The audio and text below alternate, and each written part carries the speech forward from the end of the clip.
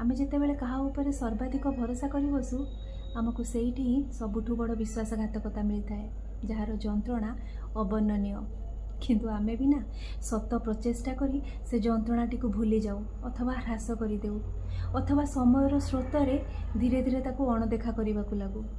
आउे विडंबना यह हुए जे आमे पुणी थरे से भूलर पुनरावृत्ति करि थाऊ, पुणी थरे से मनीषटी उपरे भरोसा करि बसु, पुणी थरे विश्वासघातकतार शिकार हेउ अथवा भिन्न भिन्न मनीषक द्वारा भिन्न भिन्न रूपरे कष्ट पाई थाऊ। आउ बेले बेले आमर सत प्रचेष्टा परे भी आमर से जंत्रणार अनुभूति अधिकरू अधिक होई उठे। आमर सत प्रचेष्टा परे भी आमे से जंत्रणाटी को ह्रास करिबारे असफल होई थाऊ।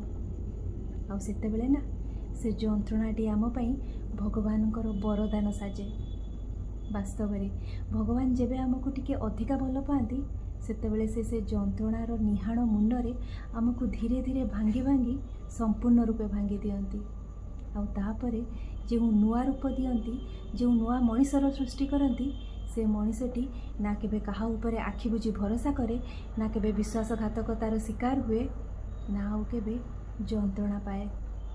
वास्तव में जंत्रणा एक अभिशाप नुहे, यह तो भगवानकर आम पई एक वरदान।